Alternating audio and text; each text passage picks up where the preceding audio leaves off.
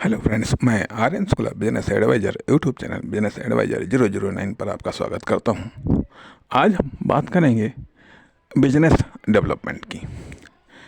साथियों, पिछले एक भाग में हमने बात की थी डेवलपमेंट की, लेकिन आज बिजनेस डेवलपमेंट की क्यों बात कर रहे हैं। बिजनेस डेवलपमेंट की यहाँ पर आप या तो आइडिया बेस्ड आए हैं या फिर आप एक्शन बेस्ड आए हैं।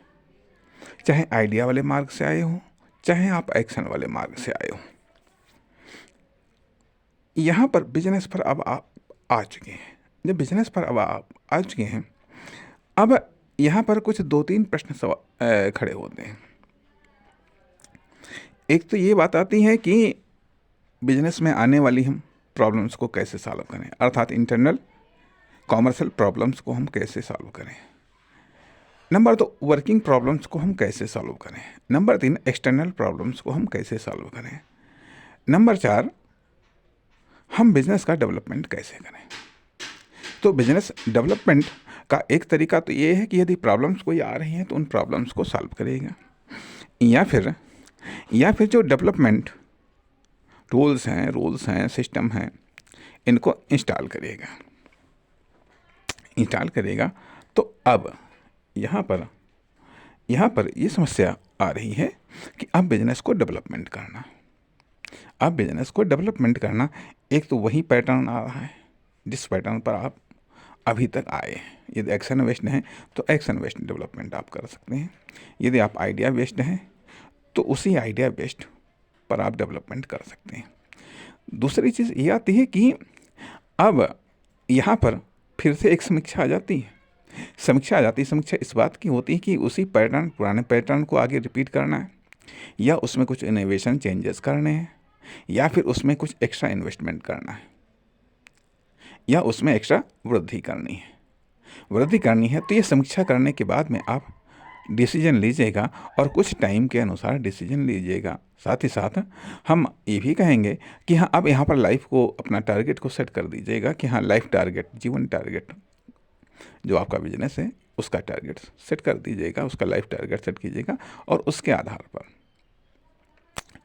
आधार पर नेक्स्ट लेवल के इन्वेस्टमेंटल प्लान करिएगा और उसे लागू करिएगा।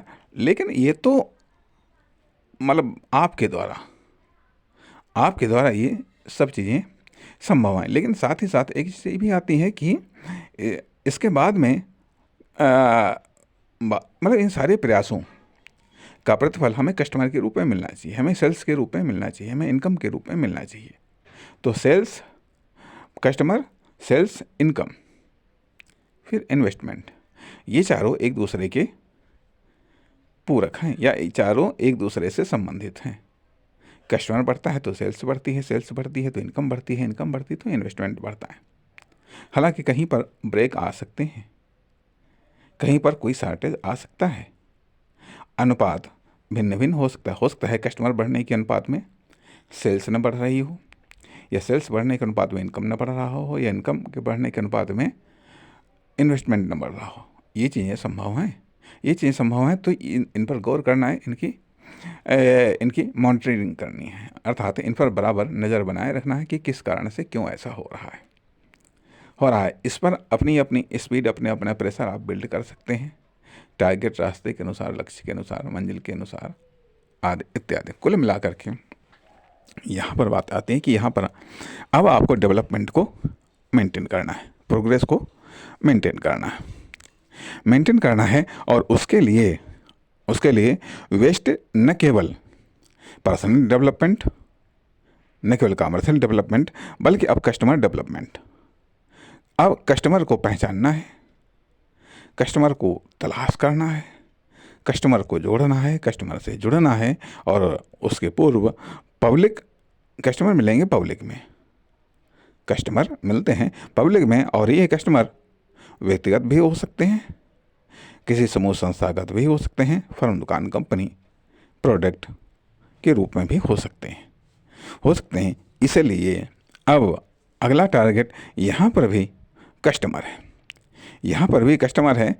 तो अब कस्टमर के संबंध में कुछ बातें तो हम विभिन्न पोस्टों में बता चुके हैं। अब उनकी आगे की बात हम अगले पोस्ट में हम बताएंगे। अर्थात चाहे उस रूप में आप आए हों